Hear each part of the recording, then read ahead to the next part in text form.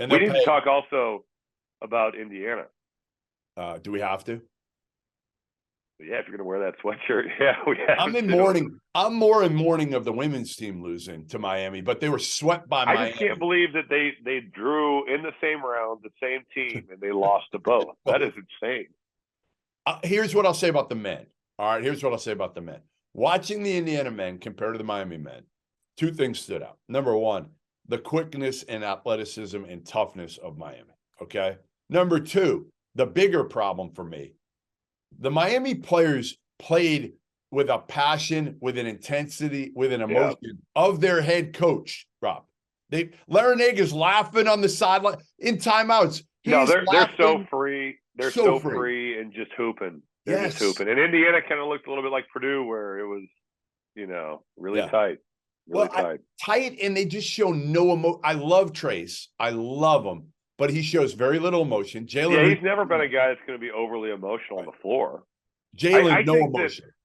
I do feel bad for Trace Jackson Davis in the sense that, much like Zach Edey, if there was people on the backside that would consistently make shots, he would have free reign. I mean, he had an incredible season, much like Zach did too. You guys ever get tired of trying to prove that you won an argument, that your takes weren't hot, they were right? Well, I have an answer to all of your problems. Vaulted is a new sports prediction app that turns your opinions into facts. You can store all of your predictions and hot takes in your vault now and forever. Challenge your friends, keep track of the results, and prove that you are, in fact, the smartest. Vaulted will also be releasing more than 50 pools during the NBA playoffs. So download the app, the link below for your 3-month trial. Store your predictions now and keep them forever. Today's episode is presented by Underdog Fantasy, the easiest place to play college basketball's pick'em, where you get real cash prizes simply by picking player stats in this weekend's games. In pick'em, all you do is pick whether a player will go higher or lower in Underdog's projected totals. That's points, rebounds, whatever. If you're like me and you think Marquise Noel is going to go absolutely nuts this weekend, pick higher on his points projection, throw in a couple of other picks, and if you hit them all, you can win 20 times your money on a single game. Underdog's slick mobile app is easy enough that dummies like Jeff Goodman have even figured it out.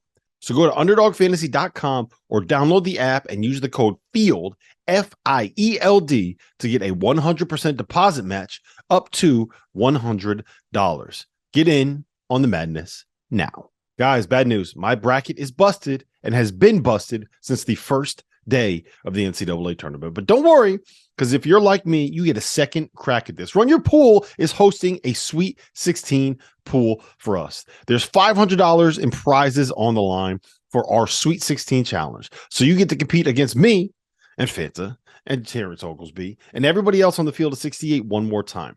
So make sure to check out Run Your Pool if you need to host any bracket challenge or pool moving forward. They have more than 50 game types for every sport that you can think of, from a traditional bracket pool to things like survivor games to head-to-head games, and my personal favorite, squares. Everybody loves squares when it comes to March and the Super Bowl.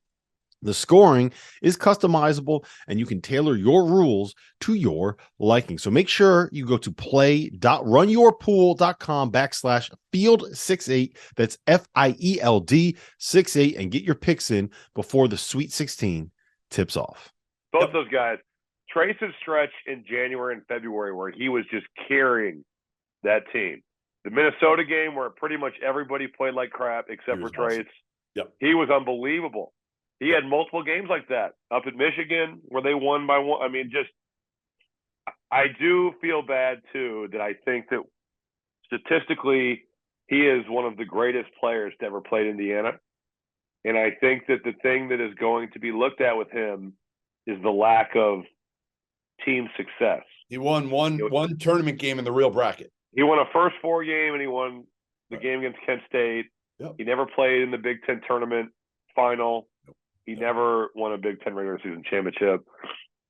That's hard. That's hard to believe because he's so good. Woodson's another one like Painter that's got to change because you need more shooters on the floor rather than playing those two bigs.